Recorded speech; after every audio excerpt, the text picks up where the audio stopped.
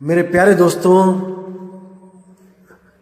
मैं परमात्मा से यही दुआ करूंगा हमेशा कि आप सब हमेशा हमेशा खुश रहें, आबाद रहें और आनंद में रहें। तो आज कुछ भाई लोग जो हैं मेल करते हैं कि हमें ज्ञान बोध के ऊपर कोई सत्संग करो, जो कबीर सागर का ही एक अंश है ज्ञान बोध। तो आज मैं आपको ज्ञान बोध की कुछ गुप्त रहस्य की बातें बताऊंगा और पूरी उम्मीद करूंगा कि जो विवेकी हंस है वो एक पल में समझ जाएंगे कि कबीर साहब क्या कहना चाह रहे थे धर्मदास जी से। जैसे मैंने आपको पहले बता रखा है कि जो कबीर साहब ने धर्मदास जी को ज्ञान दिया वो एक कहानी ज्ञान था। स्वर्ग, नरक, ब्रह्मलोक, महाब्रह्मलोक, इन सब को अपनी जिंदगी से दूर करने के लिए उन्होंने एक सतलोक, अलखलोक, अगमलोक, अनामी लोक की एक कहानी तैयार की, ताकि हम लोगों का मन स्वर्ग नरक से हटकर सतलोक की तरफ जुड़ जाए। लेकिन सतलोक भी बंधन है। इसीलिए कबीर साहब ने उसी वाणी में बीच बीच में ऐसी गुप्त बातें बताई, गुप्त भेद बताए, रहस्य बताए, जिनको एक अधूरा गुरु कभी नहीं खोल सकता। क्योंकि अधूरा गुरु जो भी होगा वो अनुराग सागर की वाणी को सत्य मानकर ही सत्संग करेगा और लोगों को सतलोक ले जाने के लिए, अलग आगामी लोक, अनामी लोक ले जाने के लिए प्रेरित करता रहेगा। जैसे आपने पढ़ा कि सतलोक में 70 युग तप किया काल ने, तो भाई अगर 70 युग समय सतलोक में भी अगर समय है तो वो भी समय से परे नहीं हो पाया, यानी काल से परे नहीं हुआ सतलोक। अगर उसमें भी 70 युग, 80 युग, 90 युग काम चलता है तो भाई वो भी समय के अंडर है, वो भी काल के अंडर है। लेकिन हम लोग के दिलों से केवल स्वर्ग, नरक, ब्रह्मलोक को खत्म करने के लिए एक सतलोक, अलखलोक, अगमलोक, अनामी लोक की रचना करी गई ग्रंथ में। लेकिन जब धर्मदास ने कहा कि महाराज कहीं जीव इन लोगों के चक्कर में ना फंस जाए, नकली गुरु आके कहीं इन लोगों की लालच देकर कहीं जीव को भ्रमित ना कर दे, वो सत्य स्वरूप को ना प्राप्त कर पाए और किसी लोक में रहने की बात करे, तो तब कबीर साहब ने कहा था कि मेरा जो 13वां पंथ होगा उसमें मैं स्वयं आऊंगा और इन सब लोगों को नष्ट करूंगा वाणी के द्वारा। और वही ज्ञान अब आगे चलता चलता मैं आपको समझा रहा हूं और कबीर साहब के वो गुप्त भेद, गुप्त रहस्य जो वाणी में छुपे हुए हैं उनको मैं उजागर कर रहा हूं। तो आपने पूरा विवेक लगा देना है कि आखिर कबीर साहब का सतलोक क्या था, कहां से सतगुरु कबीर साहब आए थे। पूरा विवेक लगाना है दोस्तों, पूरा विवेक लगाना है, तब आपको एकदम क्लियर समझ में आएगा कि वाणियों में गुप्त रहस्य क्या क्या छुपे हुए हैं। एक मेरे भाई का मैसेज आया, मुझे मेल आई, कहता है साहिब जी मुझ पे दया हो गई कबीर साहब की, आपके सत्संग सुनने के बाद अब मैं वाणियों में छुपा हुआ सार शब्द देख सकता हूं। कितनी खुशी की बात है कि अब वो आदमी, वो लड़का, वो भाई मेरा स्वयं इतना चेतन हो गया है, जागरूक हो गया है कि वाणियों में छुपे रहस्य को वो ढूंढ सकता है। अब वो हंस स्वरूप हो गया है। नीर शीर का करे निबेड़ा और कहे कबीर सो हंस है मेरा। अब वो हंस हो गया है। अब उसको कोई सतलोक, अलखलोक, आगामी लोक, अकहलोक के नाम पे कोई भ्रमित नहीं कर सकता। अब वो जान चुका है कि हमारा निज स्वरूप, हमारा निज सार स्वरूप ही सतलोक है। तो अब वाणी शुरू करेंगे। ये बोध सागर है और इसके पृष्ठ नंबर 80 पर आप देखेंगे ज्ञान बोध। तो क्या लिखा है? सोहं शब्द निरअक्षर वासा। अब पहली लाइन में लिखा है सोहं शब्द निरक्षर वासा।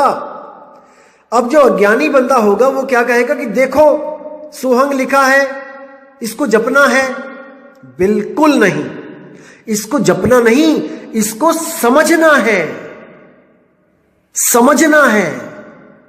तभी कहते हैं आदि नाम हम भाग सुनाया और मूर्ख जीव समझ नहीं पाया। जपना नहीं है, समझना है उस आदि नाम को। क्या कहते हैं? सोहं शब्द निरक्षर वासा, ताही शब्द जप है निज दासा।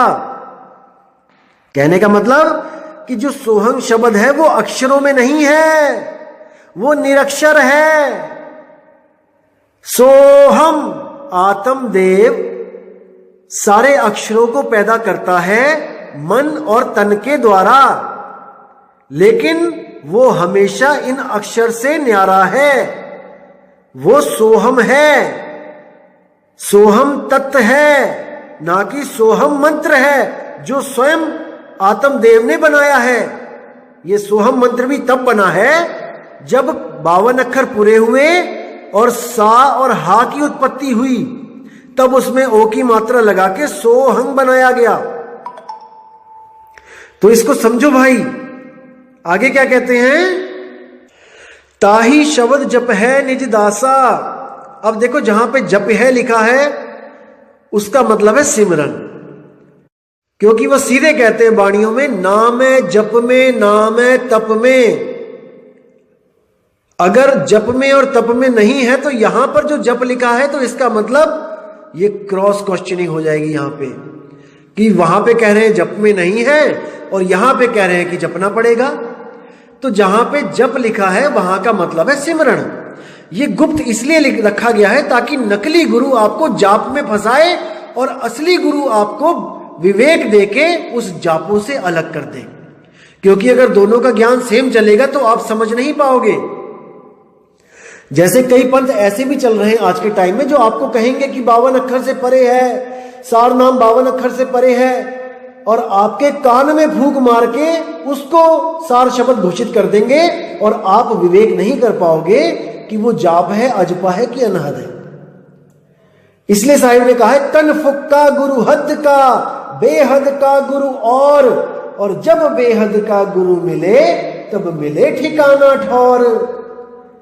जब कनफुक्का गुरु आपकी जिंदगी में आ गया तो आपकी जिंदगी का सत्यानाश कर दिया।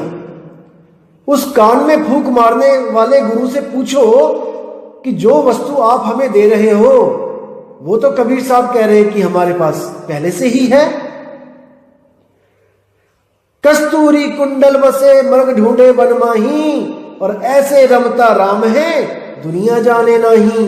वो रमता राम तो हमारे पास पहले से ही है। आप हमारे कान में क्या डाल के कह रहे हो कि आपने हमें सार शब्द दे दिया है? क्यों भ्रमित कर रहे हो लोगों को? दोस्तों, ये कान में फूंक मारने वाला काम नाथ पंथ में होता आया है और आज भी होता है। आप किसी भी नाथ पंथी के पास जाके पूछिए कि नामदान कैसे मिलता है, वो आपको बताएगा कि कान में फूंक मार के मिलता है। बस इन गुरुओं ने, ये नाथ पंथियों ने अब भगवा चोला छोड़ के सफेद कुर्ता पजामा पहन लिया है। पूरी गतिविधि वही चल रही है नाथ पंथ वाली, लेकिन अब संत कहला रहे हैं, सदगुरु कहला रहे हैं और लोगों को भ्रमित कर रहे हैं। घर में पड़ी वस्तु नहीं सूझे और बाहर से लेवन जासी, बाहर लेने जा रहा है गुरु से कान में।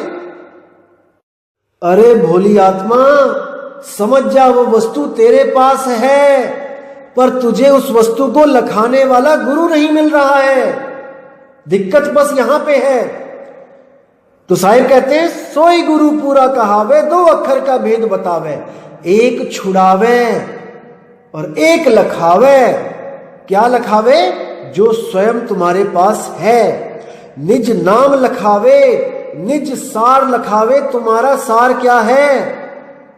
शरीर असार है और आत्मा ही सार है। आत्मा का लखाव करा दे, वही निज सार है। तो आगे क्या बोलते हैं वाणी में, आदि नाम निज सार है भाई।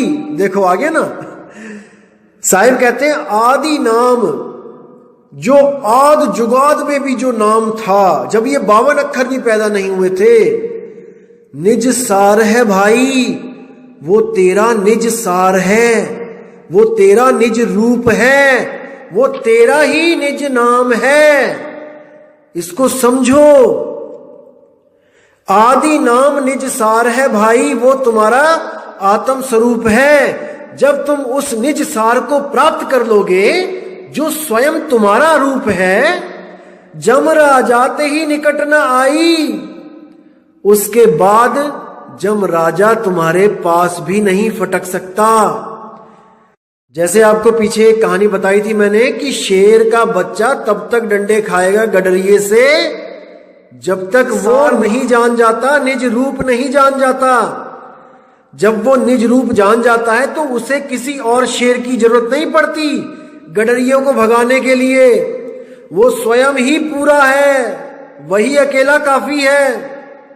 लेकिन तब जब निज सार मिल जाए, निज नाम मिल जाए, जिसको बाबा नानक कहते हैं कोई ऐसा गुरु नहीं मिल रहा जो मुझे मेरा ही नाम दे दे।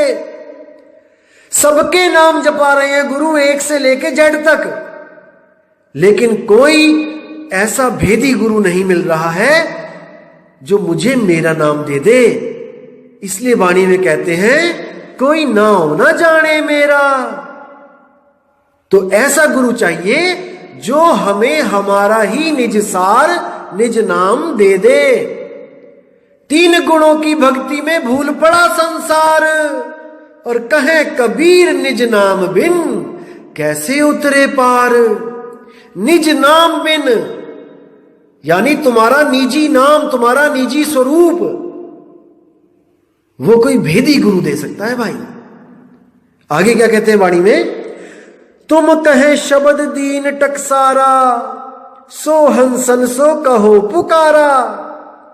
धर्मदास जी को कह रहे हैं अब मैंने तुम्हें शब्द टकसार दे दिया है, तुम्हें मैंने बता दिया है।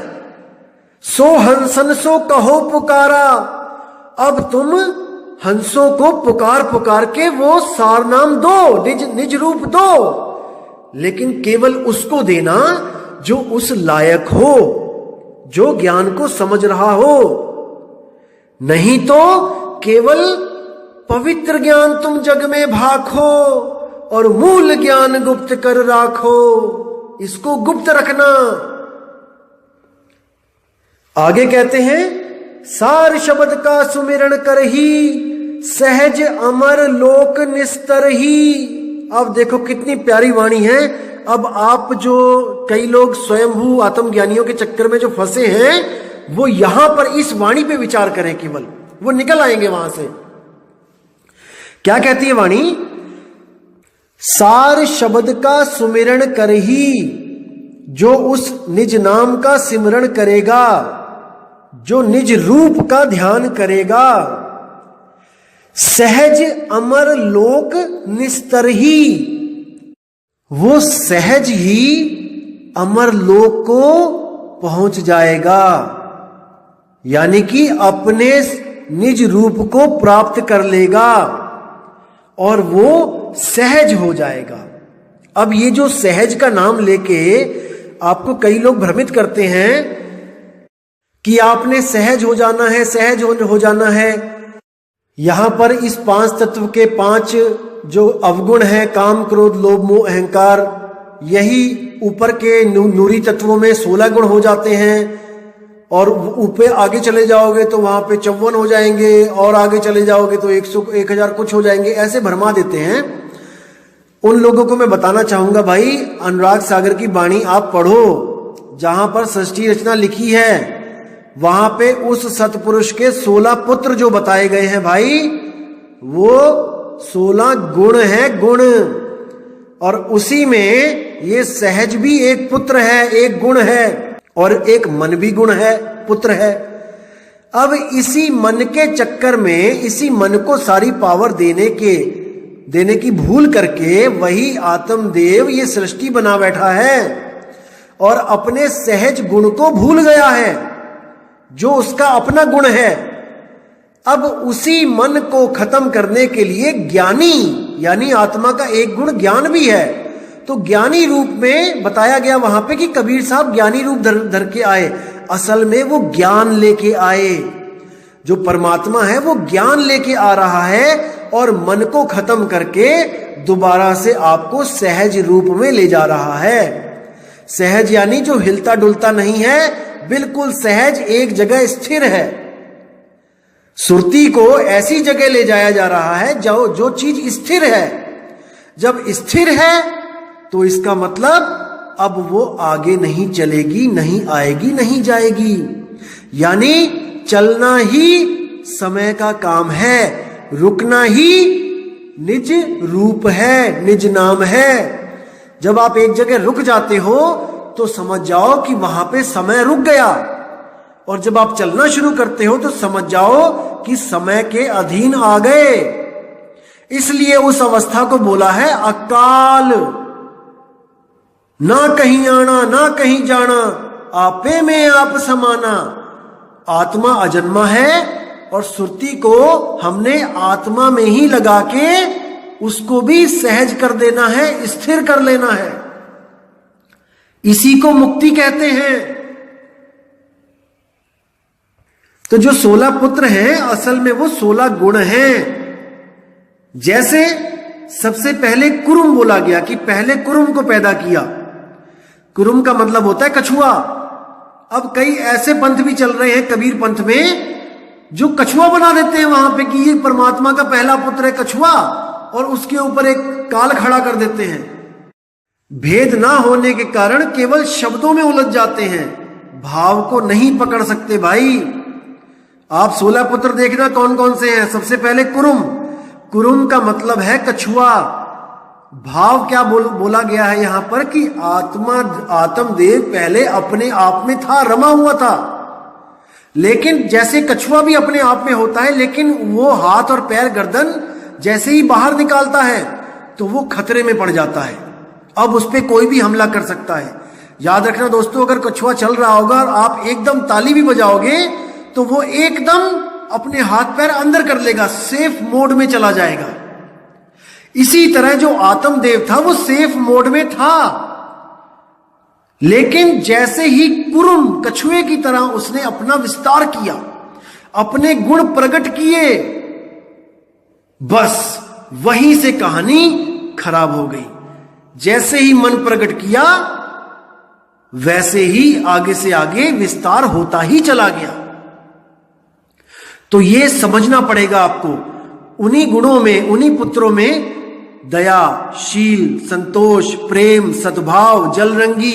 जलरंगी मतलब पानी जैसा रंग, यानी कोई रंग नहीं।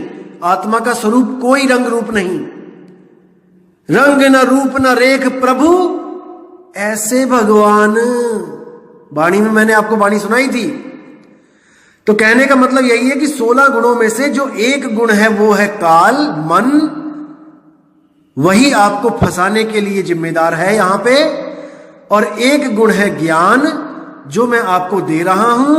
इसी गुण के द्वारा आपने एक गुण और प्राप्त करना है, वो है सहज। सहजता प्राप्त करते ही आपके अंदर शील, संतोष, दया, प्रेम, सद्भाव सब कुछ ऑटोमेटिकली आ जाएगा। समझिए इसको, वो कहानी में मत उलझिए। कई लोग कहते हैं कि पहली आत्मा जिसने हाथ उठाया उसको नारी बना दिया गया और उसमें सारे जीवों को डाल के काल के साथ भेज दिया गया। अब विचार करना मेरे भाई कि हाथ उठाने के बाद उसको नारी बनाया गया, औरत बनाया गया, अष्टांगी बनाया गया। हाथ उठाने से पहले वो क्या था? वो आदमी ही था ना, तभी तो उसको औरत बनाया गया। यानी कि केवल एक औरत बनी उस वक्त जिसने सबसे पहले हाथ उठाया, और बाकी सब आदमी ही थे। तो इस सृष्टि में आ गए, चलो मान लिया। अब मुझे एक बात बताओ, जब कबीर साहब पहली बार यहां से गए जीव को लेके कहानी के अनुसार, तब वहां पे क्या बताया गया कि हंसनी उसका स्वागत करते हैं मंगल गीत गा के। अरे भाई, अब हंसनी कहां से आ गई? वो तो एक हंसनी बनाई थी जिसने पहला हाथ उठा दिया। क्या उसके बाद भी कोई औरत बनाने की जरूरत पड़ी थी वहां पे? वो एक औरत बना के तो भेज दिया उसको 3 लोक में। फिर वहां दूसरी औरतें कहां से आ गईं? कोई नहीं बुद्धि लगा रहा, सब लकीर के फकीर हुए पड़े हैं कि देखो ये लिखा है, ये लिखा है, ये। अरे बुद्धि भी तो कोई चीज है। एक छोटी सी कहानी सुनाता हूं आपको। एक बार एक आदमी था, वो अपने माता पिता को छोड़ के अमेरिका चला गया पैसे कमाने, और बोल के गया कि मैं 3 साल के अंदर वापस आ जाऊंगा। तो 1 साल बीत गया, 2 साल बीत गया, 3 साल बीत गए, नहीं आया वापस। 4 बीत गया, 5 बीत गया, 10 बीत गए, नहीं आया वापस। जब 15 साल बीत गए और मां बाप की हालत खराब हो गई, तो क्या हुआ? पिता ने एक पत्र लिखा कि प्रिय बेटे, बहुत तुमसे उम्मीदें थीं कि तुम वापस आओगे, लेकिन तुम अपने मां बाप को भूल गए। तो हम अब से तुम्हारे लिए, तुम्हारे मां और बाप दोनों तुम्हारे लिए मर गए। तुम्हारा पिता डैश डैश डैश। अब ये चिट्ठी जब उस बंदे को वहां पे मिली अमेरिका में, तो उसने जब उसको खोल के पढ़ा, बहुत रोया, बहुत रोया। मैं अनाथ हो गया, मैं अनाथ हो गया, मैं क्या करूं? तो पड़ोसी आए, बोले क्या हो गया भाई? कहते अरे मेरे मां और बाप दोनों मर गए, मैं अनाथ हो गया। वो कहते दिखाओ जरा। तो वो चिट्ठी देखते हैं, चिट्ठी पढ़ते हैं, तो सारा लिखा होता है उसमें कि तुम्हारे लिए तुम्हारे माँ बाप मर गए। लास्ट में लिखा होता है तुम्हारा पिता डैश डैश डैश। तो वो कहता है कि भाई तुम्हारे माँ बाप मरे थोड़ी नहीं, देखो चिट्ठी तो उन्होंने ही लिखी है।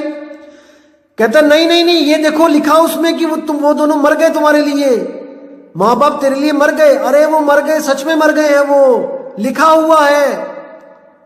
तो वो कहता है कितना बड़ा मूर्ख है ये कि लिखी को मान रहा है और विवेक नहीं लगा रहा है कि जब वही लिख रहे हैं माता पिता, अपना नाम साइन कर रहे हैं, तो वो मर कैसे सकते हैं?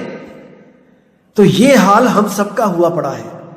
हम लोग लिखी बातों को ही सत्य मानते हैं, चाहे वो गलत ही क्यों ना लिखा हो, चाहे उस लिखी बात के पीछे कितना बड़ा भेद क्या ना हो।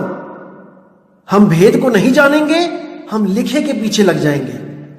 तो साहिब कहते हैं मैं तो कहूं आंखों की देखी और तू कहता कागज की लेखी, तेरा मेरा मनवा कैसे एक होई रे? नहीं हो सकता। इन वाणियों में गुप्त भेद छुपे हुए हैं भाई, और जब तक वो भेदी गुरु नहीं मिला, इन गुप्त भेदों को कोई नहीं खोल के समझा सकता आपको। सब भ्रमित करने वाले ही मिलेंगे।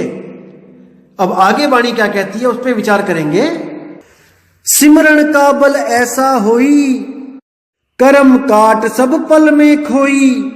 यानी कि उस सिमरण का, उस निज सार नाम का, निज नाम का सुमिरन इतना प्रबल होता है कि कर्म भरम सब पल में खत्म हो जाते हैं। ऐसा वो निज रूप है कि आपको ये अनुभव हो जाता है कि जो कुछ भी इस दुनिया में हो रहा है वो मैं नहीं कर रहा हूं, ये सब 3 गुण और प्रकृति कर रही है, मन और माया कर रहे हैं। तो जब ये बोध हो जाता है कि मैं तो अकर्ता हूं, तो उस कैदी की तरह रिहाई मिल जाती है जो ये साबित करने में सफल हो जाता है कि वो निर्दोष है। तो इसका इतना बड़ा प्रताप है। तो कहते हैं जाके कर्म काट सब डारा, दिव्य ज्ञान सहजे उजियारा।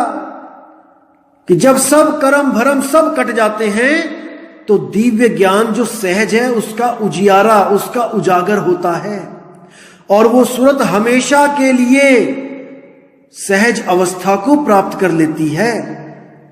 उसके लिए आपको अलग से कुछ करने की जरूरत नहीं होती। कई लोग आपको भ्रमित करते हुए कहेंगे कि इस दुनिया को तत्वों के रूप में देखना शुरू कर दो, सहज होना शुरू कर दो, सहज बनना शुरू कर दो। दोस्तों, सहज कोई बन नहीं सकता। बनना बनाना डुप्लीकेसी होती है। सहज हुआ जाता है जब शब्द मिल जाता है। वो शब्द में ये गुण है कि वो सुरती को सहज कर देता है ऑटोमेटिकली। आपको ज्ञान देने की जरूरत नहीं पड़ती कि तुम सहज होना सहज होना। बर्फ को छुओगे तो आपको बताना नहीं पड़ेगा कि ठंड महसूस करना ठंड महसूस करना। बर्फ छुओगे अपने आप ही ठंडे हो जाओगे। और बर्फ तो हाथ में पकड़ा ही नहीं और आपको कहना शुरू कर दे कि ठंड महसूस करो ठंड महसूस करो, यानी सहज होना शुरू कर दो सहज होना शुरू कर दो। अरे नहीं हो सकते भाई, जब तक वो सहज नाम नहीं मिलेगा जब तक सहज हो ही नहीं सकते। तो आगे क्या कहते हैं, जा कहे दिव्य ज्ञान प्रकाशा आप ही में सब लोग निवासा। कितना इंपॉर्टेंट, कितनी बढ़िया चीज लिखी है। अगर इस लाइन को समझ लोगे तो सब भ्रम खत्म हो जाएंगे दोस्तों।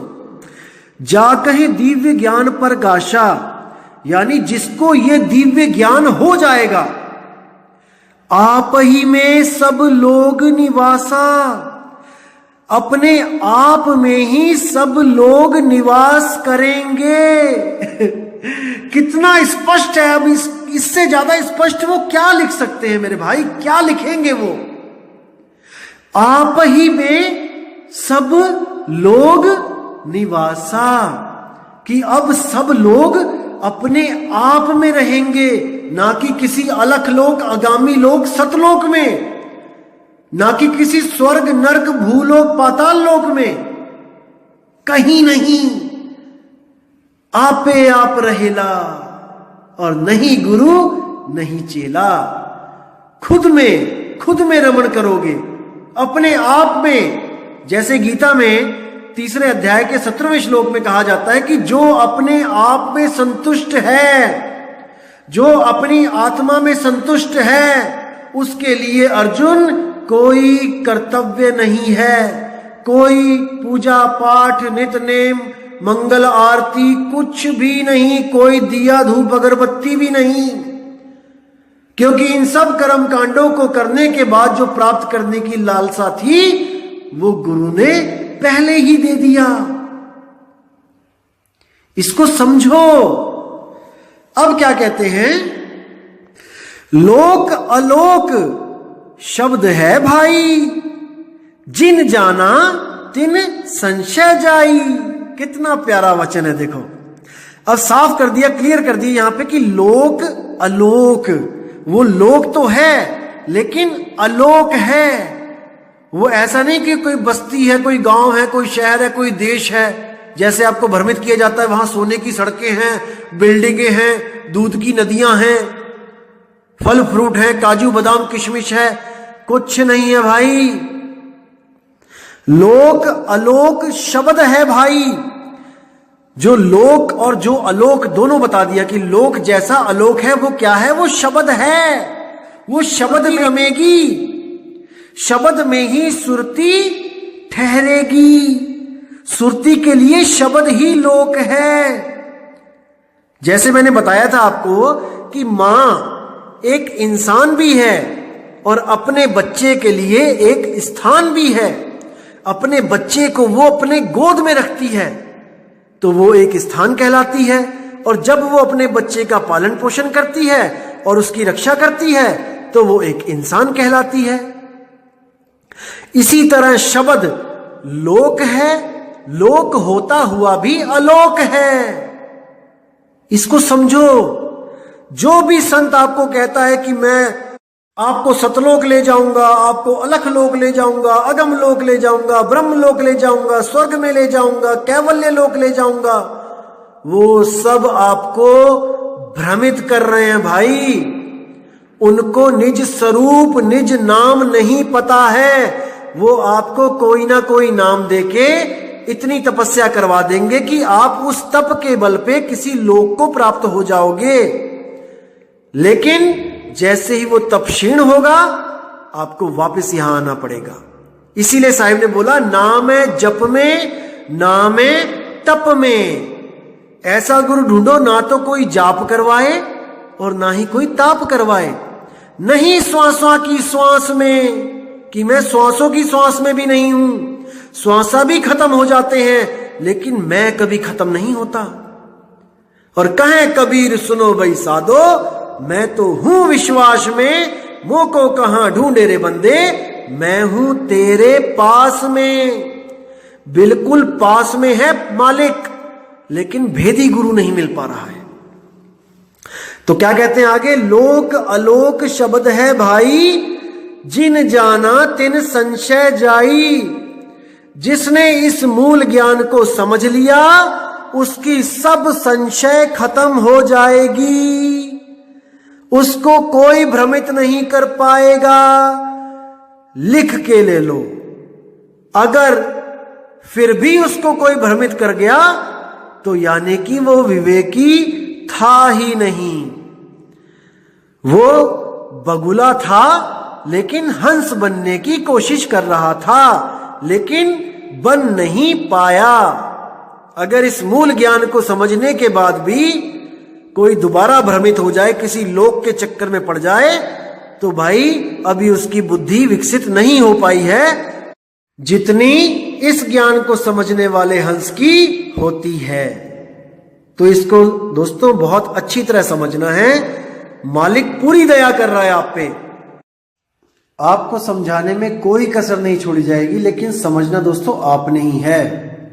मैं तो केवल आपकी मदद कर सकता हूं, वाणियां खोल के आता हूं कि कौन सी वाणी में क्या भेद छुपा हुआ है, लेकिन परख आपने ही करनी है।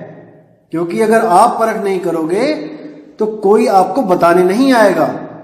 आपने ही अपना दिमाग लगाना है, आपने ही विवेक पैदा करना है, और नीर और शीर का निबेड़ा आपने ही करना है।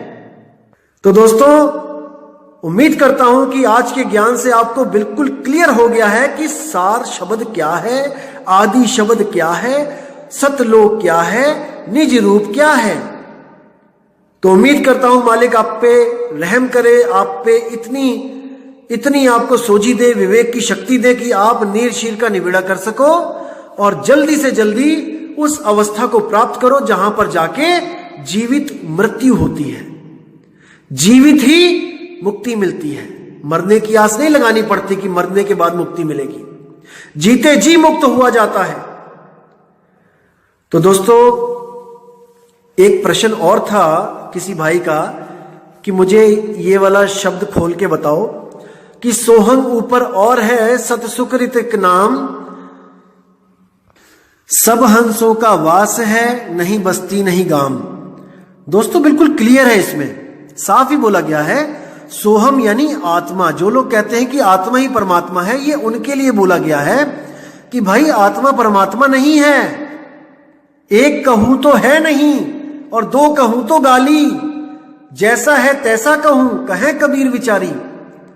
कि सोहंग ऊपर और है यानी आत्माओं से ऊपर एक और शक्ति है जो परमात्मा कहलाती है, अपने ज्ञान के कारण, अपने आकार के कारण नहीं कि हम अंश हैं और वो हमारा अंशी है, ऐसा नहीं है। कोई किसी का अंश नहीं है। आत्मा अजर अमर अविनाशी अजन्मा, परमात्मा भी अजर अमर अविनाशी अजन्मा। कोई किसी को पैदा नहीं कर सकता, ये पहले से ही पैदा है सब। ये तो बस भूल के कारण जन्म मरण में फंस गई है। तो क्या कहते हैं, सोहम ऊपर और है सतसुकृतिक नाम, और सब हंसों का वास है, नहीं बस्ती नहीं गाम। उस शब्द की महिमा गाई जा रही है कि सब हंसों का वास उसी सार शब्द में है जो शब्द परमात्मा का भी है और आत्मा का भी है, लेकिन परमात्मा उसमें रमता है और आत्मा उससे बिछड़ गई है, इसीलिए जीव कहला रही है। अब सब हंसों का वास है, ये सब हंस, ये सब जीव आत्माएं उसमें वास करेंगी जाके। और वो कैसा होगा, नहीं बस्ती नहीं गाम। कोई बस्ती जैसा नहीं होगा कि वहां पे झोपड़पट्टी होगी, वहां पे मकान होंगे, वहां पे आप रहोगे, सुबह सुबह दूध वाला भी आएगा, चाय वाला भी आएगा, ब्रेड वाला भी बेचने ब्रेड आएगा। तो नहीं भाई, ऐसा नहीं है। ये निज अवस्था की बात कही है कि नहीं बस्ती नहीं गाम। सूरत उस शब्द में ऐसे रहेगी जैसे किसी स्थान पे रहा जाता है, लेकिन स्थान होता हुआ भी वो स्थान नहीं है। लोक अलोक शब्द है भाई, और जिन जाना तिन संशय जाई। ये भेद की बातें हैं। जब आप ज्ञान में आओगे, उसको महसूस करोगे, उसको परखोगे, उसकी प्राप्ति करोगे, तो सब क्लियर हो जाएगा, एक भी संशय नहीं बचेगी। तो दोस्तों, उम्मीद करता हूं आज का सत्संग आपको बहुत ही अच्छा समझ में आया होगा। और विवेक की तलवारें दोस्तों तिखी कर लो। अभी ऐसी ऐसी वाणियां आने वाली हैं आगे कि आपके सारे भ्रम खत्म हो जाएंगे। लेकिन आपका काम है विवेक की तलवारें चलाना, अज्ञान को काट देना है हमने। और याद रखना दोस्तों, सार इन्हीं वाणियों में छुपा हुआ होता है, उसको प्रकट करना पड़ता है। तो दोस्तों, उम्मीद करता हूं कि आप सबकी विवेक शक्ति बढ़ती ही जा रही है, और मालिक से दुआ करूंगा कि वो इतनी बढ़ जाए, इतनी बढ़ जाए कि मुझे भी फेल कर दे। तो साहिब की बंदगी करता हूं मैं और विश्राम देता हूं। जय जय सतगुरु बंदी छोड़ मदन साहिब, जय जय सतगुरु बंदी छोड़ वैराग साहिब, जय जय सतगुरु बंदी छोड़ सतगुरु सत्य कबीर साहिब की सदा ही जय हो। साहिब बंदगी सतनाम। भला हुआ मेरी माला टूट गई, मैं राम भजन से छूटी। भला हुआ मेरी माला टूट गई, मैं राम भजन से छूटी। मेरे सिर से टली बला, भला हुआ मेरी माला टूट गई, मैं राम भजन से छूटी।